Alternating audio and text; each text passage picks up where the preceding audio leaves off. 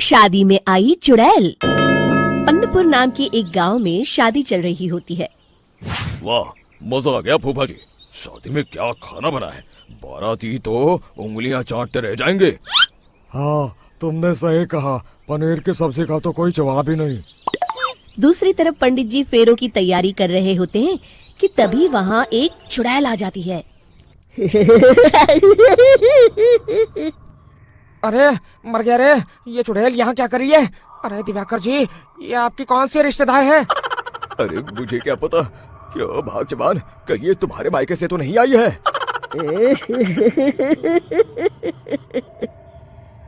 तुम लोगों की इस गांव में बारात लाने की हिम्मत कैसे हुई? मेरे रहते इस गांव में किसी की शादी नहीं हो सकती। अब तुम लोग देखो मैं क्या करती हूँ। अरे मर गया रे, मैंने सुना है ये जबान की पक्की है। भागो रे भागो, वरना ये चुड़ैल किसी को नहीं छोड़ेगी। हाँ, तुम सही कहते हो मोहन भाई, यहाँ से भाग लेने में ही हम सबकी भलाई है। देखते ही देखते शादी के मंडप में भगदड़ मच जाती है और चुड़ैल सब कुछ उजाड़ कर रख देती है। फिर एक दिन मोहन की शादी तय हो जाती है। अरे भाई, अगले हफ्ते मेरी शादी तय हो गई है, लेकिन इस चुड़ैल की दहशत के मारे तो मेरे हाथ पैर कांप रहे हैं। अरे मोहन, तुम्हारा दिमाग तो खराब नहीं हो गया? तुम अपने साथ साथ हम सब गांव वालों को भी बलि का बकरा बनाना चाहते हो? उस चुड़ैल के रहते तुमने अपनी शादी के बारे में सोच भी कैसे लिया? देखो गोपाल, डर तो मुझे भी लग रहा है, लेकिन उस चुड़ैल के डर से मैं जिंदगी भर कुंवारा तो नहीं रह सकता। तभी वहाँ मोहन के होने वाले ससुर आ जाते हैं। अरे ससुर जी, आप? देखो, अब तक मैं तुम्हारा ससुर बना नहीं हूँ और शायद बनूंगा भी नहीं। ये आप क्या कह रहे हैं? मैंने तो शादी का कोड भी सिलवा लिया है। मैं अपनी बेटी की शादी किसी अच्छे गांव में कराना चाहता हूँ। तुम्हारा गांव तो भूतिया गांव है। मैं तो क्या, अब तो कोई भी अपनी लड़की इस गांव वालों को नहीं देगा। इस तरह चुड़ैल के डर से उस गांव में किसी की भी शादी नहीं हो पाती। फिर एक दिन गांव के जमींदार अपनी बेटी की शादी करने का विचार करते हैं, लेकिन चुड़ैल के डर से उनकी भी हिम्मत जवाब दे देती है। अगर मेरी बेटी की शादी तय समय से नहीं हुई तो मेरी नाक कट जाएगी। मुझे कुछ करना ही होगा। एक सलाहकार के कहने पर जमींदार काशी से एक बहुत ही नामी तांत्रिक को अपने घर बुलवाते हैं, जो भूत चुड़ैल को पकड़ने में माहिर माना जाता था। जमींदार साहब, आप चिंता मत करिए। इस गांव की सीमा में प्रवेश करते ही मुझे उस चुड़ैल के बारे में सब पता चल गया था।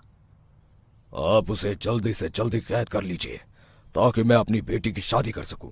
जब वो चुड़ैल एक इंसान थी, तब ठीक उसकी शादी करने वाले दिन ही उसकी और उसके होने वाले पति की एक दुर्घटना में मौत हो गई थी। उसका होने वाला पति आज भी भूत बनकर जंगल में भटकता है। इसलिए जब तक चुड़ैल की शादी नहीं हो जाएगी, वो किसी और की भी शादी नहीं होने देगी। ये आप क्या कह रहे हैं? अगर वो भूत भी हमारे गांव में आ गया तब हमारा क्या होगा? ये आदमी बीच में बहुत बोलता है, इसे बाहर निकालो। उसके बाद तांत्रिक बताते हैं कि अगर उस भूत के साथ चुड़ैल की शादी करा दी जाए तो वो चुड़ैल हमेशा हमेशा के लिए उस गांव को छोड़कर चली जाएगी। जमींदार साहब, आप अपनी बेटी की शादी की तैयारी शुरू कर दीजिए। मैं कुछ गांव वालों को अपने साथ लेकर उस भूत को ढूंढने जंगल की ओर जाता हूँ। इस तरह जमींदार निश्चित होकर अपनी बेटी की शादी करवाने लगते हैं, लेकिन तभी वहाँ चुड़ैल आ जाती है। मैंने तुम गांव वालों को समझाया था ना कि इस गांव में कभी कोई शादी नहीं करेगा। लगता है तुम लोग मुझे हल्के में ले रहे हो। चुड़ैल जमींदार की बेटी को उठा लेती है। अब देखती हूँ बिना दुल्हन के तुम लोग शादी कैसे करोगे। मैं इसे अपने साथ ले जा रही हूँ। छोड़ मुझे, पिताजी, मुझे बचाइए। अरे कोई मेरी बेटी को बचाओ। तभी तांत्रिक उस भूत को लेकर वहाँ पहुँचता है। अरे भाग्यवान, रुको, इन मासूमों को परेशान मत करो। मैं आ गया हूँ, अब तुम मेरे साथ चलो। चुड़ैल बहुत खुश हो जाती है। आप आ गए, चलिए अब हम मंदिर में चलकर शादी कर लेते हैं। अरे अरे अरे अरे, ये क्या कह रही हो? मंदिर में जाके दोबारा मरना है क्या? चलो, आज से हम जंगल में रहेंगे। चुड़ैल चली गई, अब मेरी शादी हो जाएगी। इस तरह सभी गांव वाले खुशी से झूमने लगते हैं।